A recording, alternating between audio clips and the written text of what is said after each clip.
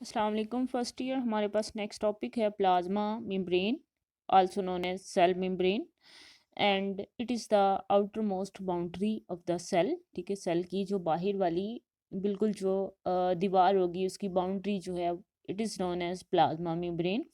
और प्लांट्स में इसके बाहर जो है एक और वॉल पाई जाती है जो कि सेल वॉल जिसको हम कहते हैं।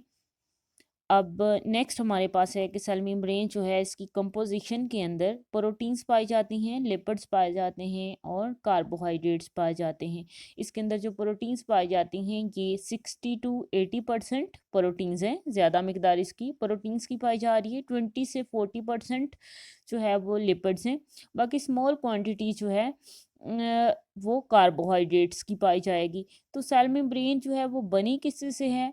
लिपिड से, प्रोटीन से और कार्बोहाइड्रेट्स। ये तीन कंपोनेंट्स हैं जो कि सेल मेम्ब्रेन को बना रहे हैं। तो उसके बाद जो है हम इसकी स्ट्रक्चर के बारे में पढ़ते हैं। जब इसकी स्ट्रक्चर पढ़ेंगे तो बच्चे इसकी स्ट्रक्चर जो है हमें दो तरह के मॉडल्स बताते हैं। एक तो हमारे पास है यूनिट मेम्ब्रेन मॉडल, दूसरा हम पढ़ेंगे fluid mosaic model. Unit membrane model जो है इसके अकॉर्डिंग जो फर्स्ट मॉडल है, आपको इस दरमियान में सेंटर में पैराग्राफ नज़र आ रहा है, इसके अकॉर्डिंग जो है सेल मेम्ब्रेन जो है इसके अंदर सेंटर में दो लेयर्स लिपिड्स की पाई जाती हैं और उसके बाहर जो है दो लेयर्स होती हैं प्रोटीन्स की। That means the lipid bilayer, lipid की दो लेयर्स जो हैं these are sandwiched between the two layers of proteins. This model is known as unit membrane model. और ये एक प्रीवियस मॉडल है, पहले जो बताया गया है। ये एक यूनिट मेम्ब्रेन मॉडल है। इसमें आप देखें सेंटर में दो लेयर्स जो हैं वो लिपिड्स की हैं और जैसे जैसे लिपिड के अंदर मॉलिक्यूल में देखें तो आपको हेड और टेल नज़र आ रही है। ये लेयर्स जो हैं जो सेंटर के अंदर पाई जा रही हैं ये लिपिड्स की लेयर हैं और इसके बाहर ये पर्पल कलर में जो है ये प्रोटीन्स हैं। ठीक है, तो इस मॉडल को हम यूनिट मेम्ब्रेन मॉडल कहेंगे जो कि प्रीवियस मॉडल है। अब इसके अंदर जो है आपने देखा फर्स्ट लेयर प्रोटीन की है, उसके बाद लिखा हुआ है हाइड्रोफिलिक जोन। ठीक है, जो वाटर को अट्रैक्ट करता है जोन उसको हाइड्रोफिलिक जोन कहते हैं। उसमें प्रोटीन का रीजन आ रहा है और उसमें साथ में लिपिड के अंदर उसकी हेड वाला रीजन आ रहा है। ये जोन जो है ये क्या कहलाता है? Hydrophilic zone.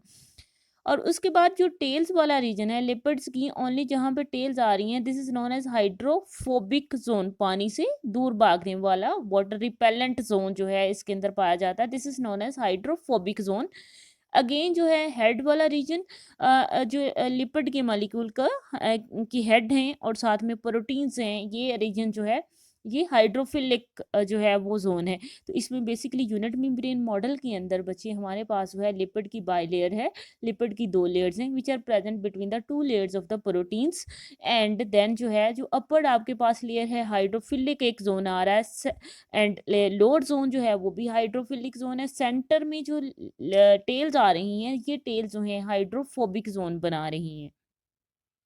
लेकिन अब हम जब लेटर बाद में स्टडीज़ करते हैं टेक्नोलॉजी के ज़रिए से तो फिर मेम्ब्रेन के अंदर जो है इस तरह की स्ट्रक्चर्स जो हैं वो नहीं पाई जाती।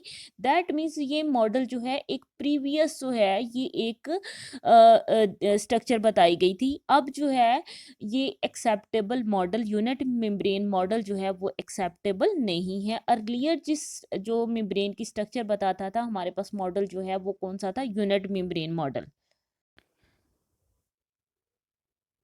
ओके, तो नेक्स्ट मॉडल जो है वो हमारे पास है फ्लूइड मोज़ेक मॉडल। और इसके अंदर जैसे मोज़ेक का मतलब होता है बेतरतीब अंदाज में रैंडमली। ठीक है, तो इस मॉडल के अकॉर्डिंग जो है प्रोटीन्स जो है वो लेयर्स की फॉर्म में प्रेजेंट नहीं होती बल्कि लिपिड की दो लेयर्स ही हैं उनके दरमियान रैंडमली मौजूद होंगी। इसको हम कहेंगे फ्लूइड मोज़ेक मॉडल। जैसे आप इस डायग्राम में देख रहे हैं तो ये मॉडल आपके पास फ्लूइड मोज़ेक मॉडल है। अभी हमने मोज़ेक के बारे में बात की कि मोज़ेक किसको कहते हैं, रैंडम बेतरतीब जो चीज़ पाई जाए।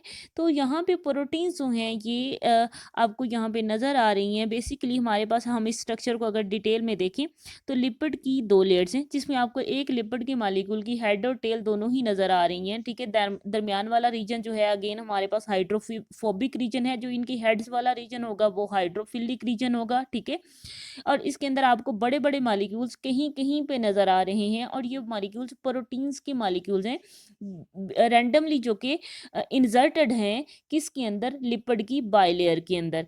तो उसके बाद जो है प्रोटीन्स हमें नज़र आ रही हैं, ठीक है। देन कोलेस्ट्रॉल के मॉलिक्यूल्स हैं, और देन जो है इसके बाहर सेल मेम्ब्रेन है ना, इसके बाहर जो है एक्स्ट्रा सेलुलर मैट्रिक्स जो है, सेल्स के बाहर जो मैट्रिक्स होगा उसके फाइबर्स नज़र आ रहे हैं। इस सेल मेम्ब्रेन के साथ जो है प्रोटीन से के साथ अटैच जो है कार्बोहाइड्रेट्स हैं। अब जब प्रोटीन के साथ जो है कार्बोहाइड्रेट अटैच हो जाता है तो उसको हम ग्लाइकोप्रोटीन कहते हैं, जो कि कॉन्जुगेटेड मॉलिक्यूल आपने पहले पढ़ा हुआ है।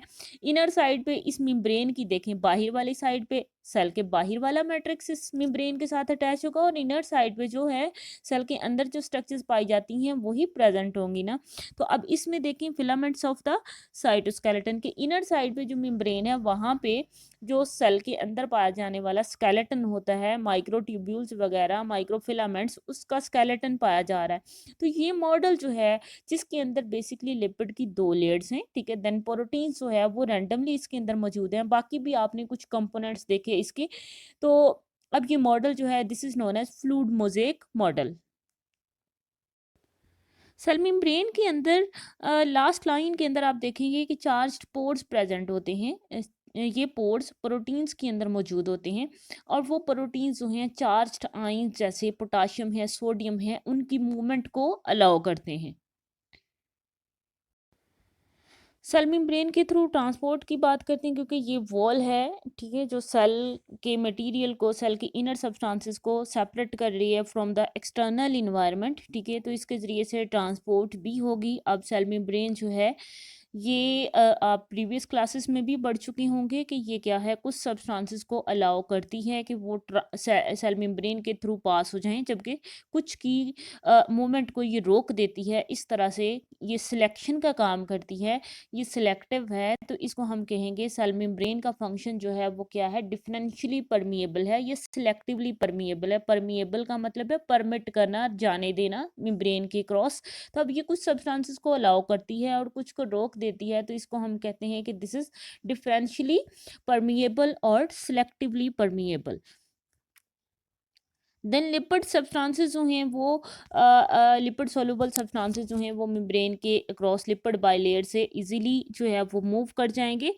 देन हम इसके अंदर पढ़ते हैं कि बच्चे जो है मेम्ब्रेन के क्रॉस जो है मूवमेंट वो पैसिव भी हो सकती है और एक्टिव मूवमेंट भी हो सकती है। पैसिव जो है जब ज़्यादा कंसंट्रेशन से कम की तरफ मूवमेंट हो रही है, ठीक है, without the usages of energy, then this movement will be known as passive movement. और समटाइम्स जो है मेम्ब्रेन को ऐसी मूवमेंट भी करवानी पड़ती है जो कि अगेंस्ट द ग्रेडियंट है। अगेंस्ट द ग्रेडियंट किसको कहेंगे, from less concentration to the higher concentration. जब कम कंसंट्रेशन से ज़्यादा की तरफ मूवमेंट करवाई जा रही है तो वहाँ पे एनर्जी यूज़ होगी, और एनर्जी कौन सी यूज़ होगी, एटीपी यूज़ होगी। और जब अगेंस्ट द ग्रेडियंट मूवमेंट करवाई जा रही है from less concentration to higher concentration with the use of ATP, then this movement will be known as active transport.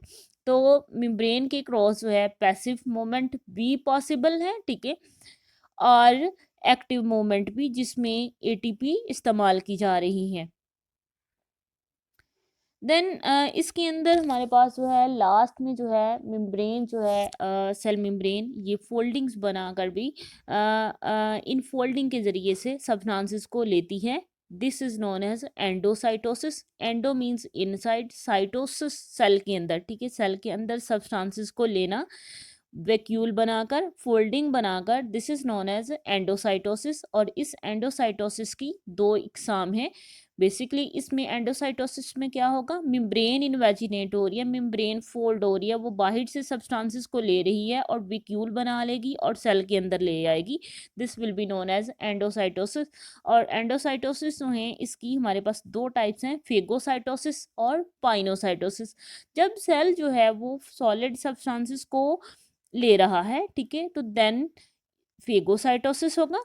और जब लिक्विड सब्सटेंसेस को ले रहा है तो ये टाइप एंडोसाइटोसिस की जो है पाइनोसाइटोसिस होगी। अब फेगोसाइटोसिस कब कौन से सेल्स हैं बॉडी के अंदर जो कि लेते हैं, जैसे कि वाइट ब्लड सेल्स हैं या फिर अमेबा वगैरह के अंदर जो है वो अपनी फूड को ही फेगोसाइटोसिस के ज़रिए से लेते हैं। पाइनोसाइटोसिस में लिक्विड सब्सटेंसेस को लिया जा रहा है, ठीक है। तो इसमें एग्जाम्पल जो है वो किडनी के कुछ सेल्स आप इसकी एग्जाम्पल दे सकते हैं। देन जो है हमारे पास है न्यूरॉन्स जो हैं वो क्या करते हैं, उनके अंदर मेम्ब्रेन का ही फंक्शन, सेल मेम्ब्रेन के फंक्शंस पढ़ रहे हैं ना, कि इसके क्रॉस जो है इसके अंदर चार्ज्ड पोर्ट्स होते हैं, ठीक है। देन इसके ज़रिए से मूवमेंट होती है, सिलेक्टिवली परमिएबल है, देन एक्टिव मूवमेंट होती है, पैसिव होती है, लिपिड सब्सटेंसेस जो हैं इजीली क्रॉस कर जाएंगे।